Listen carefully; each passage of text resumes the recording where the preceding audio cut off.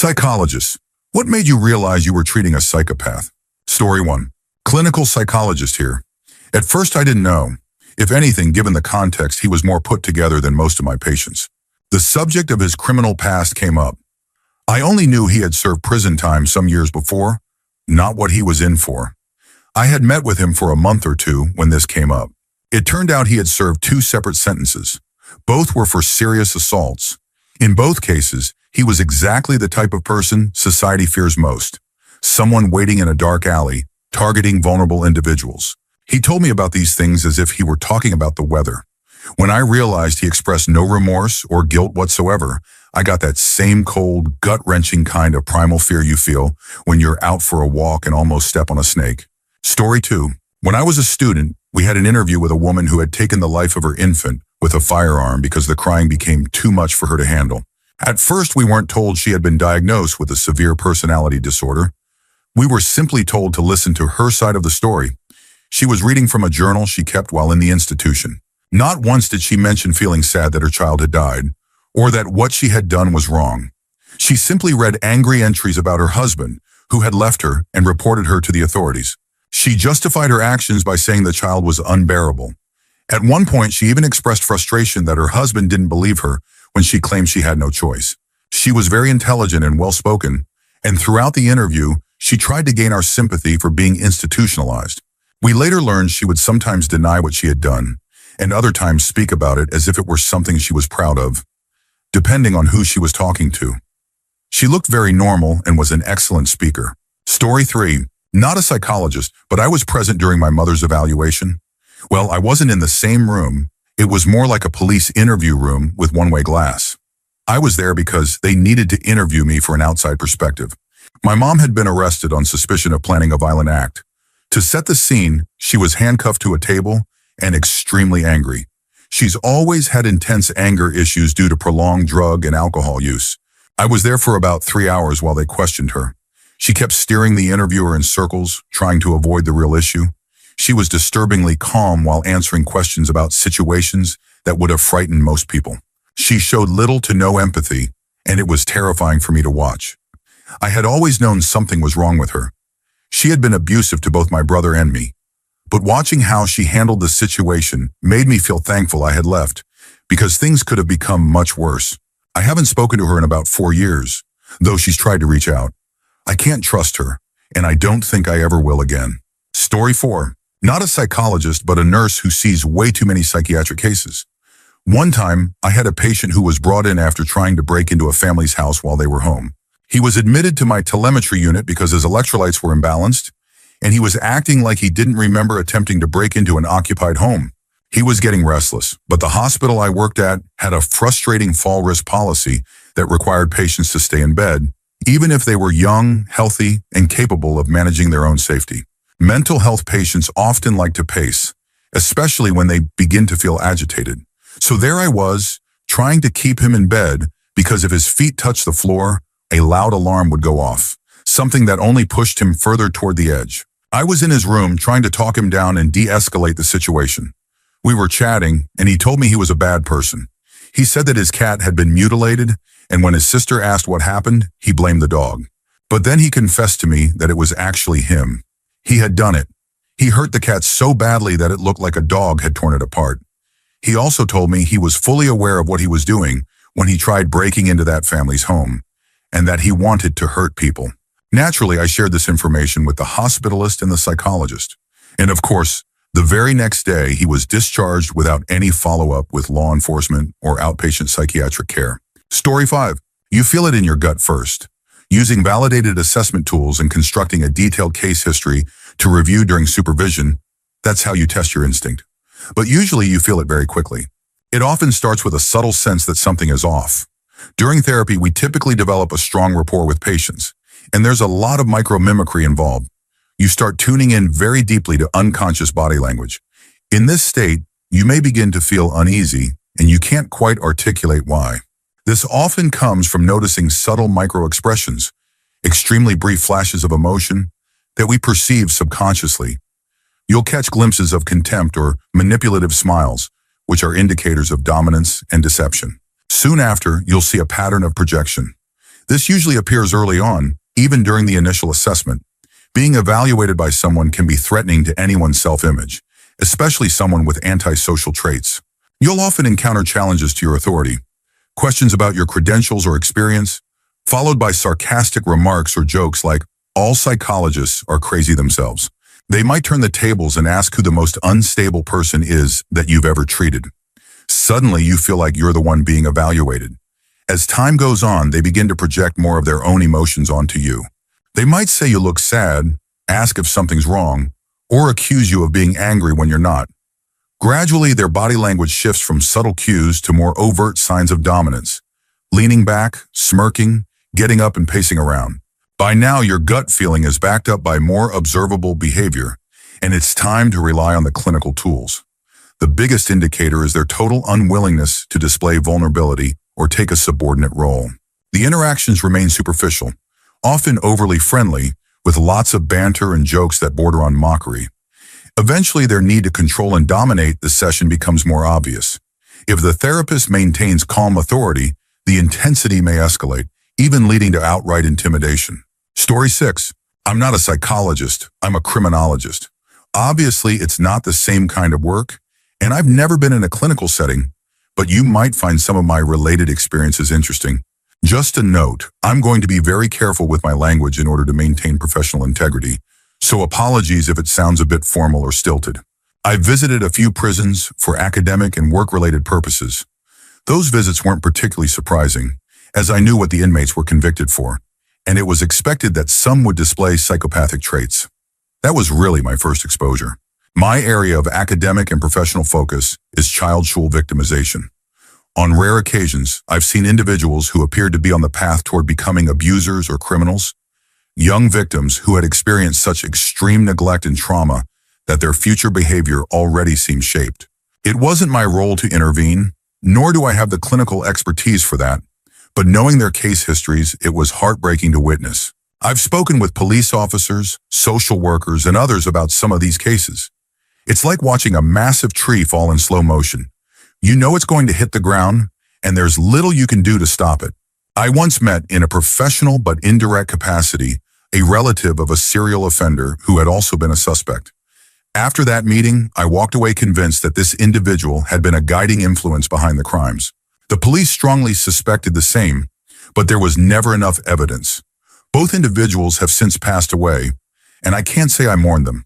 There was clear evidence of family abuse in that case as well. Over the years, I've encountered a very small number of individuals who were both highly intelligent and exhibited psychopathic behavior. This happened in the course of my work. One person openly indicated that they had harmed animals either instead of or as preparation for targeting children. I won't go into detail, but what they said still haunts me. It's something I've never been able to repeat, not even to close friends or to my own therapist. Another person I encountered managed to escape justice. They were extremely intelligent. This wasn't due to a failed investigation. Quite the opposite. The police did an excellent job, and a lot of justice was served overall. But this individual avoided accountability simply through sheer cunning. They were responsible for sustained, serious offenses and clearly fit the profile of someone with dangerous antisocial traits. Finally, I met a friend of someone who used to be in my social circle, another individual who had suffered abuse in childhood. I have no proof, but I suspect they may have committed serious crimes. They hold a respected professional job and appear very successful. From the viewpoint of someone who studies this field, though not qualified to diagnose or evaluate them clinically, I would say they lack genuine empathy or a functioning conscience. Many of their emotional responses seem deliberately constructed, almost like a conscious performance. The abuse they endured was among the worst I've seen documented. Understandably, they were wary around men, though they eventually warmed up to me because of the work I do. Abuse and neglect during early childhood appear to be recurring patterns in the backgrounds of many people who commit serious offenses. That said, I'm sure there are some individuals who develop harmful behaviors without that kind of history, but I personally haven't encountered such cases. I'll end this already too long post with a word of caution for anyone reading. It's easy to be horrified by the actions of those labeled as psychopaths. It's easy to be fascinated by their psychology, but they are human beings, just like the rest of us.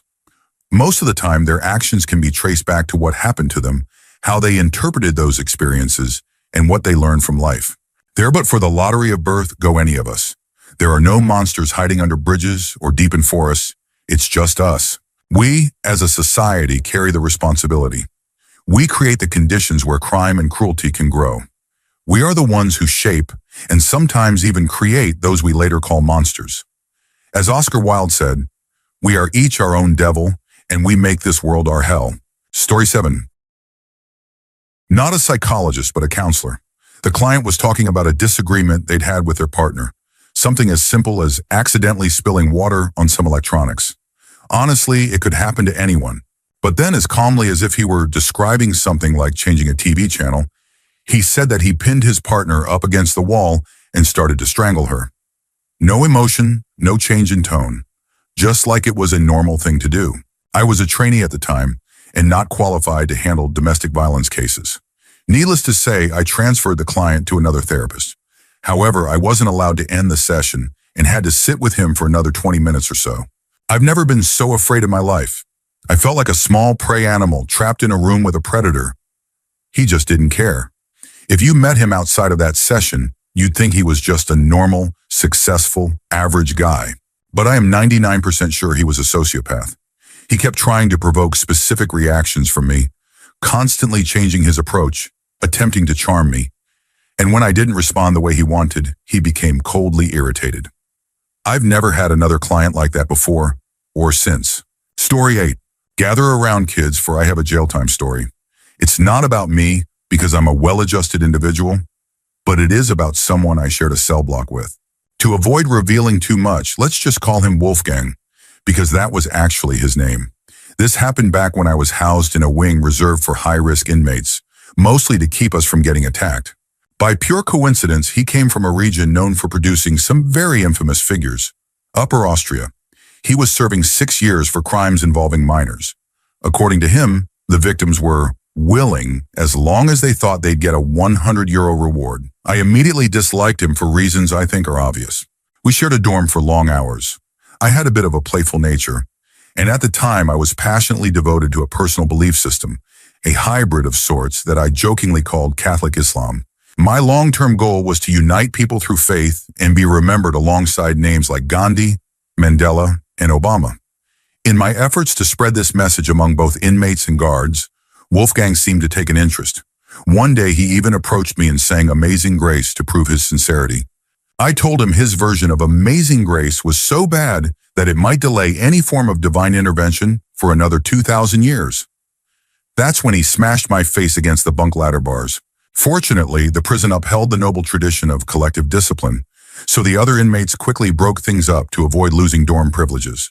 Of course, the guards noticed my injuries. I was questioned and immediately confessed everything. I couldn't handle the stress of the lieutenant's bad breath. Believe it or not, he became the true villain in my eyes. He punished only me, citing that I had incited violence and disrupted the dorm's peace. I know this isn't a typical story, but I believe that injustice ignited my skepticism toward authority figures. Anyway, this story is about Wolfgang. After I was cleared of any serious accusations, I was transferred to a lower security unit. I never saw him again. Story 9. I'm a bit late to this, so not sure if it will be seen, but my wife has been encouraging me to share. I actually started my career in forensic psychology, but decided to leave the field after being stabbed and assaulted a few times by patients. I later transitioned to working with children and teens. That's where, while working with an 8-year-old girl, let's call her Sarah, I encountered the first person I would personally identify as showing strong psychopathic traits. Sarah came from a relatively stable and supportive family. Her parents were genuinely dedicated to helping her progress. There were no clear concerns about their own behavior, and they seemed to be emotionally regulated people. They had seen several therapists before coming to me, most of whom had struggled with the fact that Sarah didn't display typical behavioral issues. She wasn't impulsive. She didn't lose her temper or act out wildly. Instead, she was attentive, calculating, and methodical. She had a textbook history, damaged dolls, and several animals that had been injured over time. What made Sarah particularly unusual was that she rarely got in trouble. She was remarkably good at manipulating younger children into carrying out actions on her behalf. I first connected with her through psychological testing. I had a booklet in front of her for one of the assessments. It cost about $200. Sarah slowly began tearing out pages one at a time, while maintaining direct eye contact with me.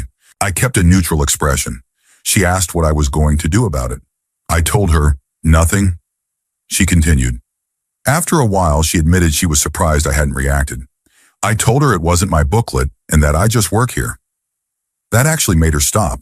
The remaining 9 hours I spent with Sarah were filled with similar moments. The most uncomfortable part was her constant, intense staring. She was trying to read my reactions. I think she was unsettled by my lack of expression. When observed with her parents, she behaved the same way. Child Protective Services were already involved, but no one really knew what to do. She was about to move across the country to a heavily wooded area. I remember her father making a sad joke. At least the animals there might fight back. The parents genuinely seemed afraid of her. About 6 months after they moved, one of the worst fires in that region's history occurred. Entire towns were destroyed. I've always wondered if it had anything to do with Sarah. Story 10. Psychology student here. I once had the opportunity to sit in on an interrogation, watching from a monitor in a separate room, of a man who was clearly not like most people. At first glance, he came across as fairly normal. He even made a joke about how bland the room looked and sat down smiling. A smile that felt just like the kind politicians wear. Fake, yet somehow convincing. Initially, I thought he might actually be innocent. Most guilty suspects I'd observed before were quiet, nervous, or withdrawn. But this guy was relaxed, confident, and at ease. To make a long story short, he was a man in his 20s who had pushed his mother into the corner of a wall. Her head struck the surface, and he watched as she lay there, bleeding. She didn't survive. Throughout the entire interrogation, he laughed and smiled. It was clear he felt no emotional connection to his mother and no guilt over what he had done. Story 11. To start, I'm not a psychiatrist or anything. I'm a welder. But this thread reminded me of someone I worked with a few years ago. I'm a pretty confident guy, not easily intimidated, but this man truly frightened me. At the time, I was working for a small company as the foreman. We were hiring someone to take over my previous role building hydraulic parts. Out of all the applicants we interviewed, he was my first pick. Looking back, I now realize I had been fooled. He was friendly, too friendly. I remember thinking even then how unsettling it was. Once we hired him, things changed within the first month. He wasn't interested in anyone but himself. He had 3 kids and treated his family terribly.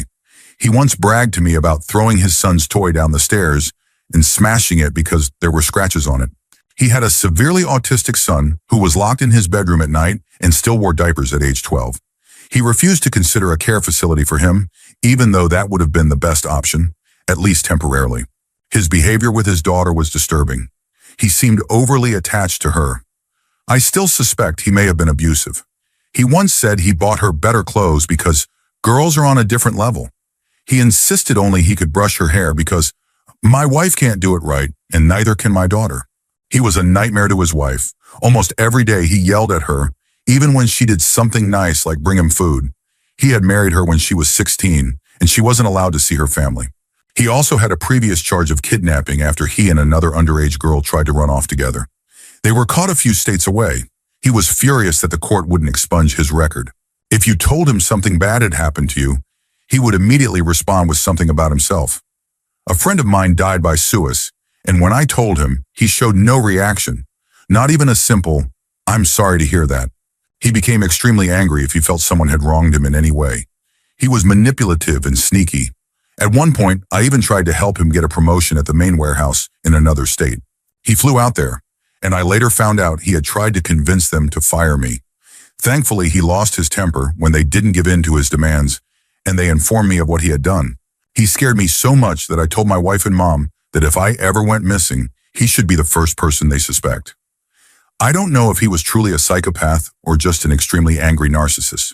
All I know is that I've never met anyone like him before or since. Story 12. Not a psychologist, but I know someone who was diagnosed high on the spectrum. He's a fascinating person, one you never fully trust. I met him at university parties. He was the party guy, always hosted the best ones, knew everyone, and was basically the kind of person others admired and wanted to be friends with. I always had a feeling he wasn't being truthful. I never gave him much of my time, but my friends liked his parties, so we went. One day I stepped out for a smoke, and he followed me down to chat. He started doing his usual act, trying to talk and engage. His micro-expressions explained a lot, why I never believed him. He had a reputation for sleeping with a lot of girls. but he didn't seem like a typical player. I couldn't quite put my finger on what was off. As we stood there, he kept trying to get my attention. I gave him the usual, responses, not really engaging. Eventually, he got frustrated and started accusing me of being stuck up. He said we could be great friends. I had enough and told him, more or less, no, because you're a blatant liar and you use people. I've watched it happen for over a year. I'm not interested. That's when the weirdest thing happened. His face went completely blank. And I don't mean shocked or embarrassed, blank like in a horror movie. I just stood there annoyed, making eye contact. It felt like it lasted forever. Finally, he said, "How do you know all this?" I told him I could just tell, that he used people, especially the girls he slept with, and that the parties were more about attention than fun. Then for the first time, he told the truth. I don't know how I knew it, but I did. He admitted he had been diagnosed with antisocial personality disorder, ASPD, when he was younger, and it was later confirmed. I had been right about his motivations. His face remained mostly blank, with only the occasional twitch. Then suddenly, he snapped right back to laughing and joking, trying to get a reaction out of me. Over the years, we had a few more interactions like that. I still bump into him occasionally. It's always the same. He manipulates people or takes someone home from a party, then looks over at me and gives me a wink, like we're sharing some private joke. Story 13. I'm not sure if he was a confirmed psychopath, as I didn't interact with him consistently or long enough to know for certain. I was introduced to G at a party. He was dating a friend of mine from university. We'll call her M. I hadn't seen her in a while, but we were both close with another friend, A, who was hosting the party. M and G were both there. I met G, and the moment I shook his hand and made eye contact, I knew something was off. The hair on the back of my neck stood up, and I felt a chill down my spine. It was like there was nothing behind his eyes. I heard a little voice in my head saying to run. I saw him a few more times after that, and each time my instincts were screaming. I felt tense and uneasy around him. Over the next 6 months, I heard from A about how G was manipulative, controlling, and vindictive toward M. A saw M less and less. At first, A tried to reassure me when I admitted I didn't like G from the beginning. She suggested maybe he was just on the spectrum, but over time she admitted he was definitely manipulative, though she never went as far as to call him a psychopath. In the end, both A and I helped M leave the relationship. She had been living with him, but thankfully, she's now happily single. It was a frightening experience for her, but with counseling and support from us, she's come through it stronger. She says she's a little more cautious now, and even though it was difficult, she feels less naive about the world. Story 14. Not a psychologist, but 4 days ago, after 35 years, I realized on my own that my father is either a psychopath or a severe narcissist. He has never taken responsibility for anything and has never shown any remorse for the things he's done. He would blame and shame me throughout my life, but only when we were alone, so there were never witnesses. In public, he would say things like, "You're the best son I could imagine," and in private, he'd say, "I'm so disappointed in you," along with much worse. That constant push and pull made me feel like I was always at fault. There wasn't much physical abuse, probably because people like him don't want to leave visible marks. I spent 4 years doing personal development work on my own. I left my home country 3 years ago because I thought something was wrong with me. I would lie in bed and cry, terrified that I might end up in a mental institution. After 3 years of distance and hundreds, maybe thousands, of hours spent reflecting, learning, and growing, I finally found clarity. That's when I realized my relationship with my father had led me into a relationship with a narcissistic partner. But this time, I was more aware. I could sense when I was being manipulated, and I ended it quickly. When you've been through that kind of manipulation, you become a target for similar people. You already feel vulnerable, and that makes you an easy target. It's not always just one person in your life. You can't trust anyone who's been close to them.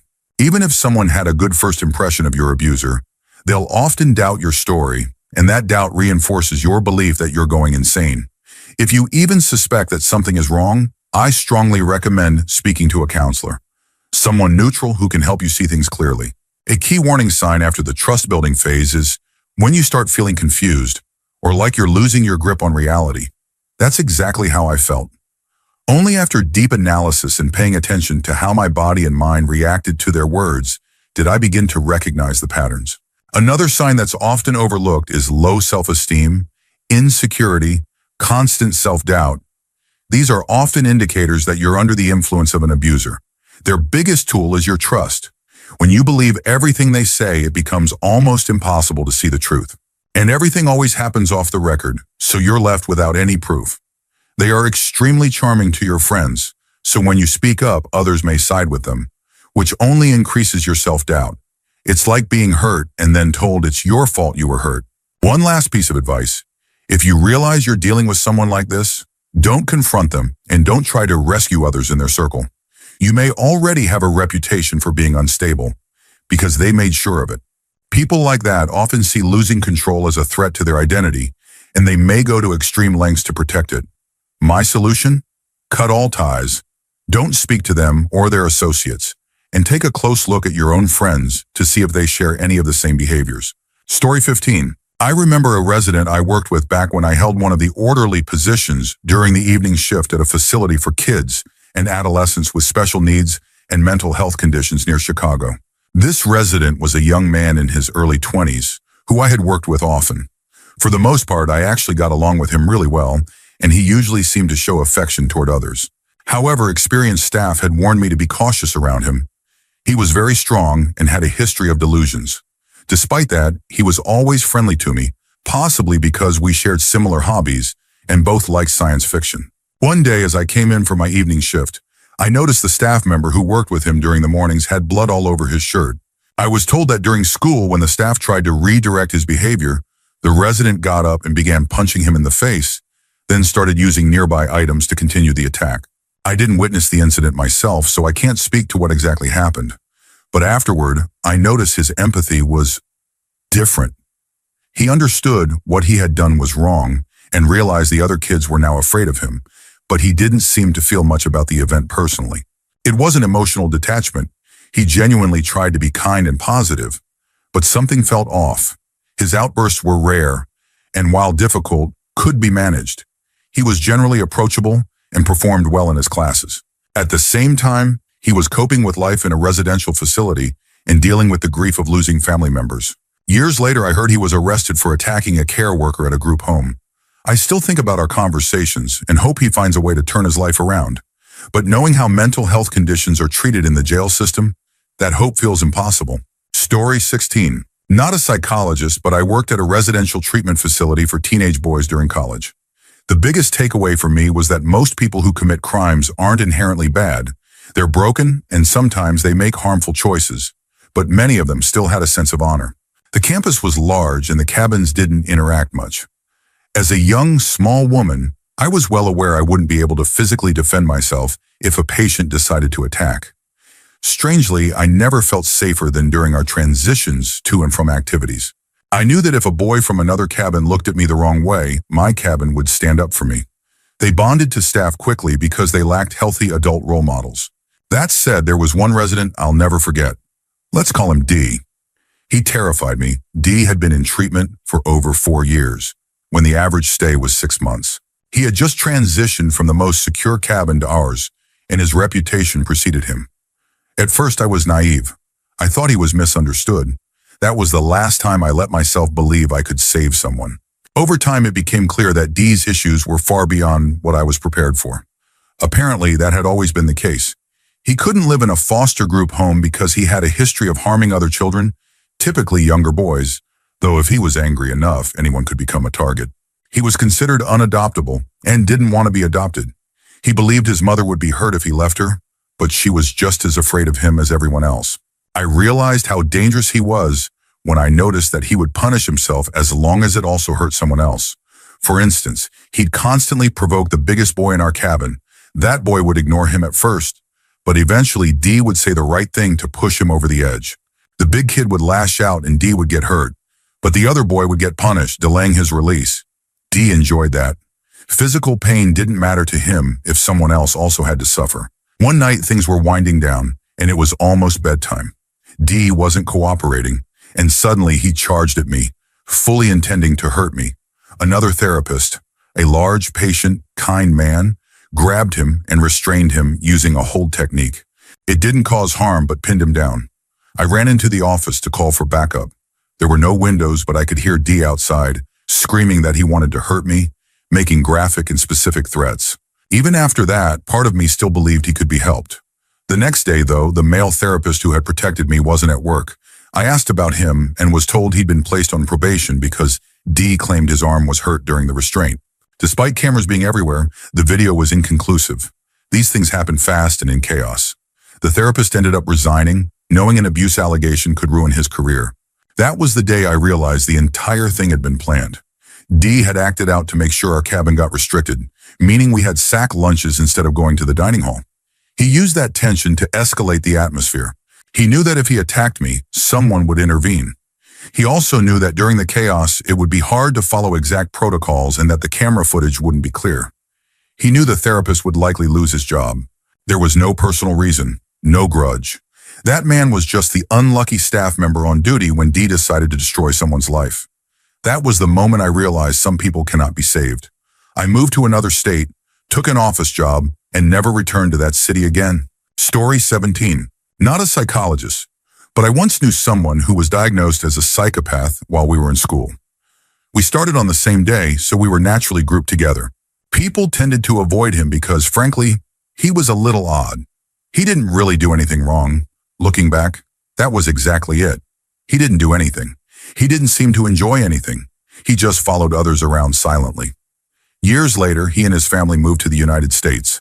A few weeks after they left, my mom called his mom and learned what had happened. Apparently, he'd had a violent outburst, throwing chairs, tables, and anything else he could grab through windows and doors. It reportedly took 3 police officers to restrain him, and during the incident, he had also undressed. After a brief evaluation, he was admitted to a hospital where he was diagnosed as a psychopath. Sometime later, he returned home. My mom and I stayed in touch with the family, mostly because I was close with his siblings. I went over to their house, and before going, I decided I wouldn't treat him differently. I believed even people with serious conditions deserve some form of normalcy, even if they don't fully understand it. But once I saw him again, knowing what I now knew, I realized just how off he really was. There was something about him that made my instincts scream. He could speak about disturbing things with no emotion. I specifically remember him saying he wanted to join a militant group just to be able to shoot people. He wasn't particularly intelligent, so it wasn't a genius villain vibe. But I finally understood what people mean by primal fear. The feeling when your body tenses, assessing escape routes, and gauging how fast you can get to the door. I remember one particularly strange conversation about conspiracy theories, and afterward, I stepped into the kitchen to talk to his mother. I knew her well by that point, so I asked her directly, "Mrs. E, please don't take this the wrong way, but if E has one of his moments when I'm around, what should I do?" She sighed and said, "Whatever you have to do."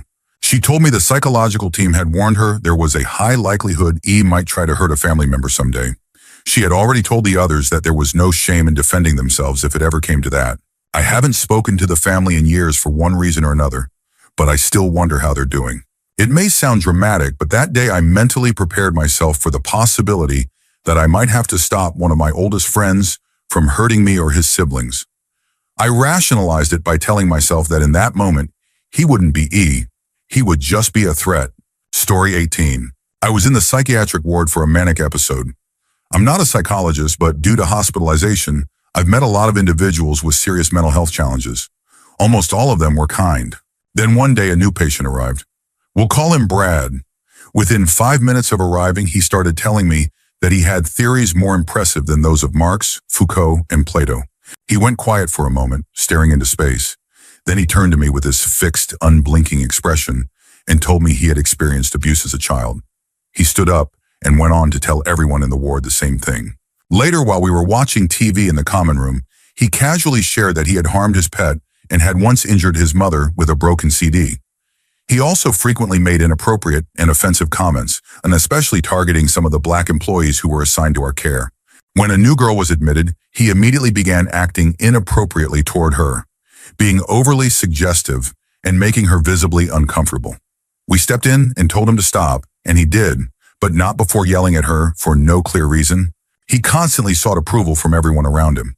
For some reason, he was especially fixated on me. He talked endlessly about wanting to be my friend. Then I found out he was telling others that I reminded him of someone from his past, a person who had caused him trauma. Strangely enough, we shared the same first name. At that point, I genuinely felt like he might try to hurt me. I've never been more disturbed by another person in my life. Story 19.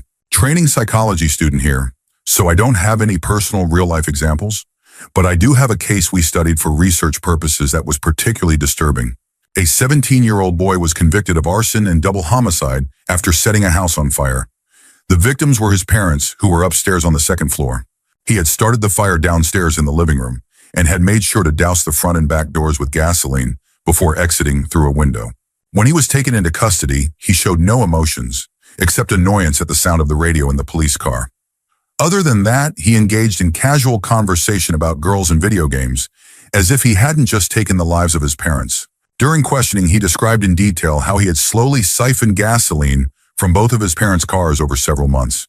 He didn't have a job or his own car, so this was his only method of obtaining it without raising suspicion. His parents didn't notice the gradual decrease in fuel and went about life normally. He stated that he carried out the arson as if he were making breakfast. The casual tone of his confession was described by investigators as unnerving and unsettling. At the end of the interview, he asked if their bodies had been recovered, and then asked if he could see them. He said he wanted to know what they look like after burning. Disturbing doesn't even begin to cover it. Story 20. I'm a mental health counselor at a residential inpatient facility for adolescents, and I've always found these types of discussions interesting. While reading through one, I realized I might currently be working with someone who fits the profile of a psychopath, and I'm actually seeing him again in about 4 hours. From what I know of his history, he has 4 counts related to homicide, has been physically aggressive with 2 girls, and has been involved with gangs since the age of 12. His history of violence doesn't seem to bother him much. He's currently undergoing a 6 to 9 month program that often takes over a year to complete, and he's only about a third of the way through. A part of me is starting to wonder if I'm waiting for a sense of remorse that may never come. He's court mandated to be here, of course, and on paper it looks like he's making progress. He's been at the facility for about 3 months, and I only recently started working with him after his previous counselor, an intern, left. Not because of him, just the end of her placement. During our sessions, I got the impression that he wasn't truly remorseful. He expressed interest in returning to gang life as a way to make money and eventually get his own place in the projects. He did say he wanted a better life for himself and that the project's plan was just a fallback. But that only came out after I questioned his thinking, and he seemed to agree more because he knew what I wanted to hear. He's had conflicts with other residents, but that's not unusual in this setting. When I was assigned his case, I was fully committed to helping him find a better path, like all of us in this field strive to do. Still, there's a part of me that wonders if he's simply telling me what I want to hear because I'm new to him. I've studied psychology and psychopathy for years, but I think I may have been blinded to the possibility at first. He comes across as a good kid, and that's the hard part. He's still just a kid. There's no blatant coldness or malice, no overt signs. He talks like someone who did what he felt he had to do. And the truth is, many kids who grow up in severely underprivileged environments are taught, implicitly or directly, that violence is sometimes the only way. But reading through this thread brought him to mind immediately. I don't know if I'm just more aware now, or if something deeper really is going on. Either way, I'll be watching more closely. Story 21. Before I became a psychiatric nurse practitioner, I worked as a medical assistant at my current practice. There are 2 instances from that time that I will never forget. The first one happened on a Friday morning. I was alone in the building with our psychologist, a Princeton graduate with over 40 years of experience. On Fridays, he would see a few extra patients for specialized testing. That day, he was working with a 17-year-old male. After the session, he walked out of the room with a look on his face that I had never seen before. He leaned against the doorframe and quietly said that, in all his years of practice, he had never been truly afraid of a patient until that day. I didn't ask for any details. The look on his face told me everything I needed to know. The second incident happened during late shifts on Tuesday nights. I worked those evenings with one of my favorite doctors, a very petite woman. There was a man who came in regularly who made me feel extremely uneasy. No matter what time of day he had an appointment, I was always tense when he was around. But being alone in the building with him at night, that was where I drew the line. I told my manager I wouldn't do it. The strange part was that my manager kept insisting he was harmless, that he was a nice guy. And to be fair, he had never done or said anything overtly alarming. But the way he looked at me, The feeling I got when he was near, it was something I couldn't ignore. Fast forward a year of me refusing to be left alone during his appointments. He was eventually reassigned to a different doctor who only worked during daytime hours. That's when everything came out. He voluntarily told that doctor about his extremely violent fantasies, specifically fantasies that involved me. He described in detail how he planned to carry them out, how he would catch me, and exactly what he would do. He admitted he was struggling to control these urges and requested stronger medication because he didn't think he could suppress them much longer. He was referred immediately to inpatient psychiatric care, and we never saw him again. He has been permanently blacklisted from ever being scheduled with me. Story 22. Not a psychologist, but I had a friend who showed a lot of signs that something wasn't right. The longer I spent time around him, the more uncomfortable I became. He had a flat effect. He never showed any emotion other than anger or rage. I stayed with him for a few days while I was between apartments, and he became weirdly controlling over my cat, despite never having owned one himself. I'd tell him something basic about cat behavior, and then later, he'd repeat it back to me like it was his own idea, as if I had never said it. One day while I was out, he hit my cat, claiming it had made a mess on the floor. He was a terrible friend. We'd go out for drinks, and he would barely acknowledge what I said. He'd just stare around the room and suddenly get up to approach women. He got rejected constantly because, frankly, he came across as creepy. Every night out ended either with him storming off after being rejected or dragging me home early because he was angry. On more than one occasion, he ditched me completely and left me to find my own way back. The final straw came recently. We were out at a bar, and I stepped outside for a smoke. While I was gone, he spotted a girl he had matched with on a dating app months ago, someone who had ghosted him. He walked up to her and, without warning, called her a terrible name. Her boyfriend and a bar employee escorted him outside and beat him up so badly he needed stitches and staples in his head. Afterward, he blamed me for not backing him up. He called me weak for not supporting what he did. He later claimed he started going to therapy, but then began harassing me over text again. I had to block him. This is someone who had already been in several violent situations. He was once pistol whipped for mouthing off, arrested after causing a scene at a sandwich shop, and beaten up on multiple occasions. I honestly don't know why I stayed friends with him for as long as I did. I should have cut ties much earlier.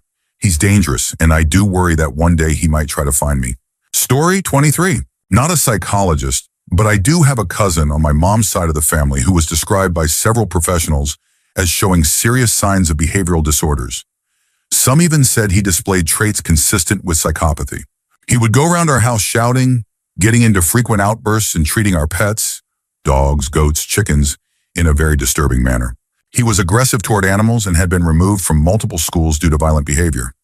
One incident stood out. He bit another student so severely that she needed stitches, and his parents ended up being sued. He's only about 12 or 13 now, but he genuinely makes me feel uneasy whenever I see him. At the same time, I can't help but feel sorry for him. His home life is chaotic. His parents struggle with substance use and have been physically abusive toward him. When they punish him, it's by confining him to his room, which is filled with games and toys, so the consequences don't really carry any meaning. It's a sad situation all around, and I worry deeply about his future. With the lack of proper support and intervention, it's hard not to fear that he may eventually hurt someone or himself. The system seems to be failing him, and it's heartbreaking to witness. Story 24. My father's a sociopath. I cut him out of my life about 5 years ago. He was diagnosed with antisocial personality disorder around the age of 19 by the U.S. military and was discharged before completing boot camp. All I know is that there was an incident in the barracks, and he was held in the hospital facility for a few days before being sent home with a diagnosis and entry-level discharge papers. He later told people he was discharged because of a foot injury during boot camp, but that version of the story didn't appear until a decade later. I also heard stories that, as a young man, he would pick up people and then harm them instead of paying for services.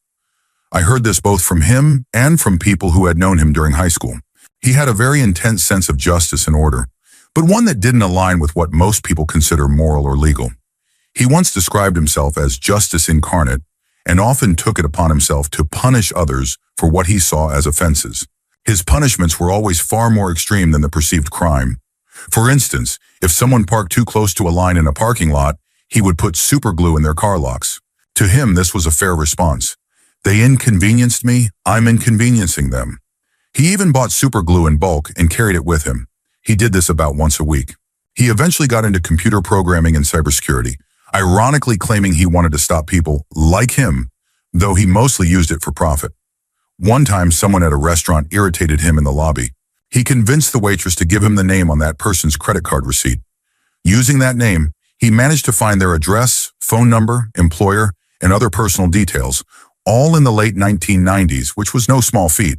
Then he stalked that person for 2 years, sending messages, damaging property, making false complaints to their employer, and more, until the person eventually moved to another state. Living with him was terrifying. He was extremely paranoid about the government and believed in all kinds of conspiracy theories. These beliefs fed into his idea that he was smarter than everyone else and could see patterns others couldn't. He called school the idiot factory and believed formal education was just a tool for mass control. Because of that, he decided to homeschool us. But in reality, we weren't being educated. We were isolated. We studied only materials he approved of, many of which he wrote or printed from obscure sources online. When I was 11, he made me study the anarchist Bible. We didn't learn actual history or science. He ruled our home like it was stuck in the 1950s. My mother wasn't allowed to work and had to report to him every 10 minutes if they were apart. He tracked her all day. Dinner had to be served on time, and we had to sit silently in our assigned seats until he arrived. He would begin by reading a list of grievances about the world and recount any punishments he had carried out that day. This could take over an hour, during which no one else was allowed to speak. Only then could we eat. During the meal, he would assign someone a topic and force them to debate a side. He would then argue with them until they cried. No one was dismissed from the table until someone broke down.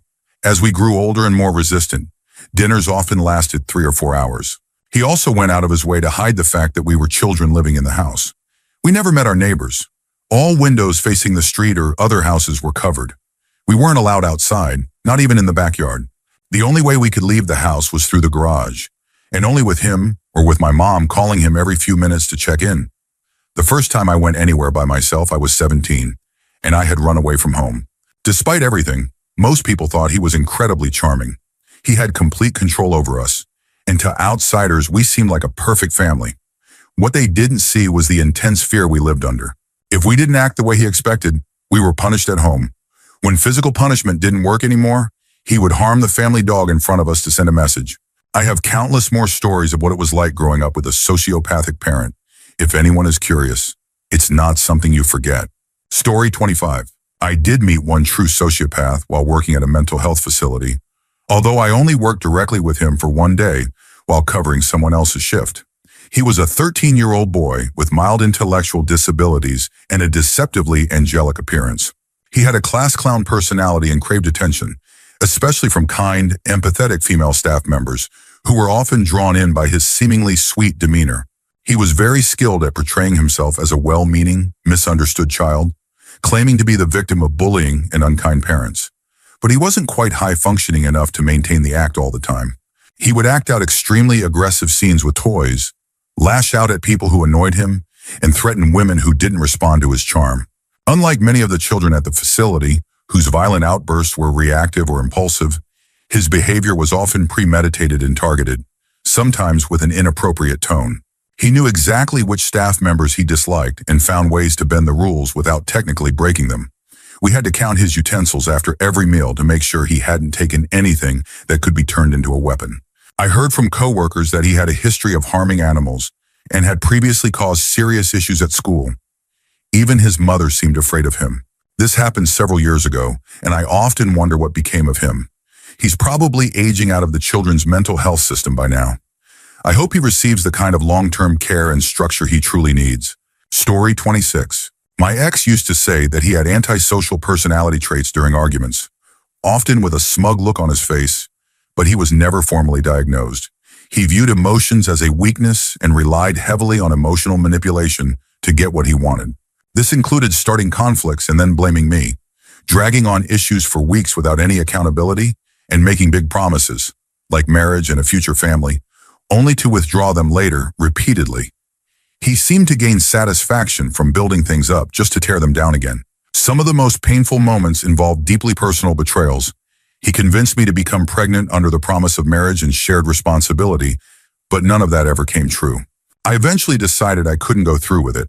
We weren't in a place to raise a child in a healthy environment. He also tried to manipulate me into quitting my job so I could stay home full-time. On top of that, there were 2 serious physical altercations, both of which he denied, including the most recent one that ultimately led me to leave. He even lied while it was happening, which made it even more frightening. Being in a relationship with someone like that is a constant emotional roller coaster. It's not just the manipulation, it's the fact that they can be charming or attentive when they want something.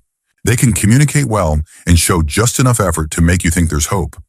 When I was ready to leave, he would suddenly make a grand gesture to win me back. One time he even cried, real tears, and it caught me so off guard that I stayed. Another time, he offered things he'd never done before just to pull me back in.